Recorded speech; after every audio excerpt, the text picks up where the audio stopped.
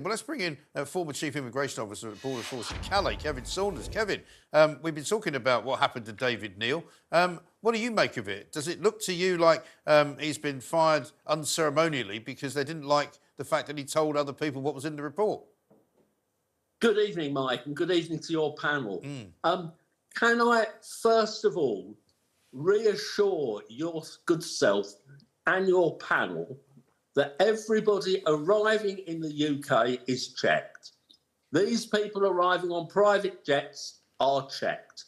There is a procedure in place whereby every single one of the passengers, we know who they are, and that's fact.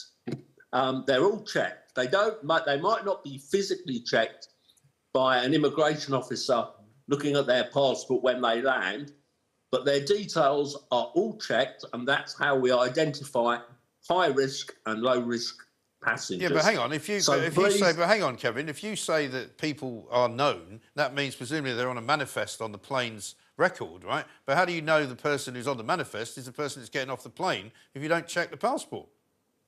Because the person getting on, because at the point of departure, the person getting onto the plane has to present their passport.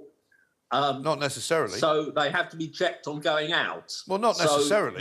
If they're on a private plane, pardon? Not necessarily. If yes, they're on a even with private planes. They're on a private even plane. With private planes. Right. So, but if they're trying to avoid being detected for whatever reason, they're not going to leave from Charles de Gaulle, are they? They're going to leave from a private airfield somewhere where there isn't going to be anybody checking them. Even at private airfields, border force officers of that country will check the people getting onto the planes. Well, I've flown on private jets only internally in countries in America and here, and nobody's ever asked me for any ID, ever. Flying internally is different. If you're flying externally into the United Kingdom, you will be checked. Well, why is Dave Neal saying that that's not the case? Why would he say that's not the case? He's saying that's not the case. Yeah. And well, at City Airport, David Neal is saying that that is not the case, that various private jets landed and they weren't checked. That isn't quite correct. Mr. Neal has actually said that a high number of people weren't physically checked. High-risk people weren't checked. In fact, the information that Mr. Neal's team collected at London City was incorrect. Now, what happened? I can tell you what happened. His officers gathered the information. He presented the facts to the Home Office. The Home Office checked the facts and found that there was a huge mistake. They had given, the people at London City had given his people incorrect information. Now, that's going to have a knock-on effect for the officers involved and management involved at London City, who I suspect were going to be in a lot of trouble. Well, I would have, hang on, Kevin, I'm going to let Evan Wolf have a word in a minute, but I would have more faith in what your version of the story is if it wasn't true that many of the people who come in illegally to this country, nobody knows who they are. They don't have passports. Nobody checks who they are. They come into the country regardless of whether they've got any papers, and any kind of, checking is a complete joke. Emma, what do you want to say? I wanted to ask Kevin, firstly, what do you make of the fact that the Home Office recategorised those high-risk flights? They've just recalled them low-risk. So that's a way of avoiding. And how do you categorise those people? If you're suggesting that the Home Office have deliberately moved the goalposts, moved the goalposts, well, I can't comment. I can only comment on what I know, and what I know is, from my sources, is that the information given was basically wrong. There are going to be some real red faces at London City. There really are. Don't look and see who's been sacked by the Home Secretary. Look and see who are the officers that are at London City who next week aren't. Well, because there will we may well find out about that. But equally, as I said, the Home Office has no real place to go when they're trying to point to bits of it that work properly. I don't think there's any part of the Home Office that works properly at the moment. And so for them to say that this guy they fired got it wrong somehow and they've managed to get it right, it'll be the first thing they got right in about 5 years, won't it? Well, that's a bit unfair. I don't think it is unfair. But the point is, the point I'm trying to make is, the Home Office identified the problem. They then told Mr. Neal that they had identified the problem and what the true facts were.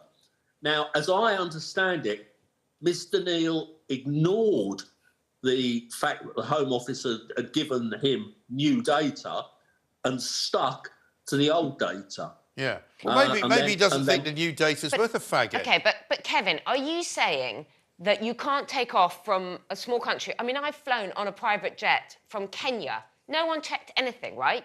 And you can fly in.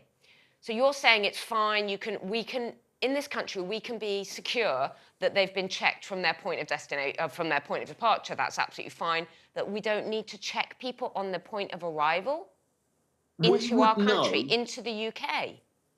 If a private jet is arriving in the UK from Kenya, we will know who is on that plane. If we don't know who's on that plane will be intercepted by the RAF and it will be landing at a secure airfield. So just to be clear, Kevin, the claim on the front page of the Mail today that high-risk aircraft are landing in Britain without security checks, you're saying that's not right? I would say, from my knowledge, that is incorrect. David Neal says 21% only of flights are checked. He's not, that's not 50%. He's saying 21% only. So nearly 80% of flights, private jets, are not being checked. No. Hang on, let's just get one question in from Megan. Megan, you got a question as well. Kevin, nice to meet you. I just want to clarify, you say they've been checked. This is not me sounding like a conspiracy theorist, and you say you know who's on the plane, but there's just a lot of governments around the world can be quite hostile towards the West. Right. Afghanistan, like what if some of their people flew to Pakistan, which is not a crime, and then from Pakistan they flew to the UK, which again is not a crime. That's how these networks kind of operate. And how it works with private jets. And you can so just hand all the passports to the pilot, they can take them off and then they come back. They're not checking people. Well, that's the thing. Is it too much to ask that high-risk aeroplanes, we maybe have a peek inside? Well, I would have thought that's absolutely the case. And Kevin, listen, I don't want to be sitting here giving you a hard time. I know it feels like you're probably getting battered and bruised here, but I think, you're very nice. It's a very good thing for you sticking up to the Home Office, but it does seem a bit odd to me, and you don't speak for the Home Office officially, but it seems a bit odd to me to hire a guy to be the inspectorate of the Home Office and its various dealings in day-to-day operations, and then to disregard a report that he makes up saying it's not true, and then provide him with... I mean, why bother hiring him in the first place? And 13 other reports. Yeah. Well, I mean, I can't comment on the other reports that the Home Office have or have not said.